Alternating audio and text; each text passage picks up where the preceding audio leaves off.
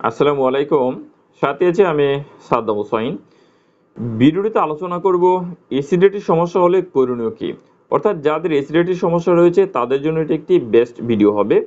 অ্যাসিডিটির সমস্যা হলে আপনারা কি করতে পারেন বা ঘরোয়া উপায় এটাকে কিভাবে দূর করা যায়, সেই যে প্রসেস রয়েছে সেই প্রসেস বা উপায় নিয়ে এই ভিডিওটিতে আলোচনা করব।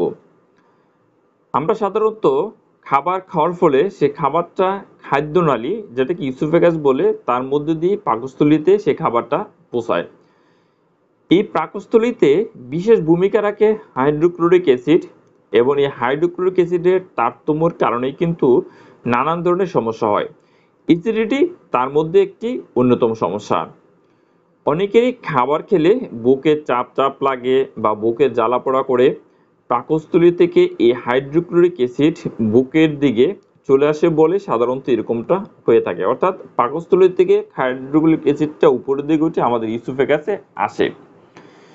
এটা সাধারণত জীবনযাত্রার মানের কারণে, যেমন ওজন বেড়ে গেলে, পেটের আয়তনটা বড় হয়ে গেলে, গর্ভাবস্থায় এটা সাধারণত বেশি হয়ে থাকে।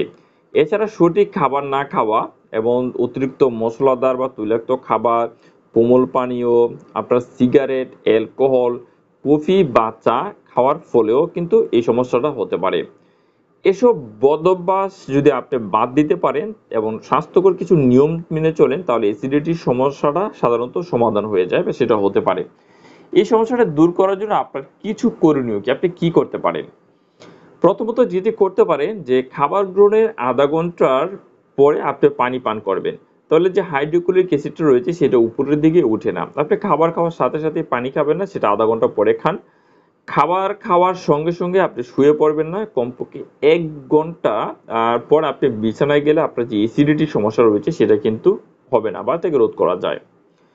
যাদের অ্যাসিডিটির সমস্যা রয়েছে তারা ঘুমানোর আগে মাথার দিকটা উঁচু করে শুলে একটি ভালো ফল পাবেন। পাকস্থলীকে দীর্ঘক্ষণ খালি রাখা যাবে না বা খালি পেটে থাকা যাবে না। মাঝে মধ্যে আপনি কিছু খাবার আপনাকে খেতে হবে। চা, সিগারেট একই সঙ্গে আপনার খাওয়াটা সঠিক নয়। দিনে অন্তত আপনি ২.৫ থেকে ৩ লিটার পানি আপনাকে অবশ্যই পান করতে হবে। তাহলে এই ছিল যে অ্যাসিডিটির সমস্যাটা কি হয় এবং সেটাকে দূর করার জন্য ঘরোয়া কিছু উপায় নিয়ে বিস্তারিত আলোচনা।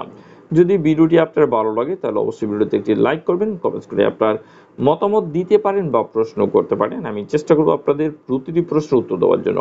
ভিডিওটিকে শেয়ার করে দিতে অনুরোধ করছি। অবশ্যই ভিডিওটিকে শেয়ার করে দেবেন। পরবর্তী ভিডিও নিয়ে খুব শীঘ্রই ফিরে আসবো। সে পর্যন্ত ভালো থাকুন, সুস্থ থাকুন। আল্লাহ হাফেজ।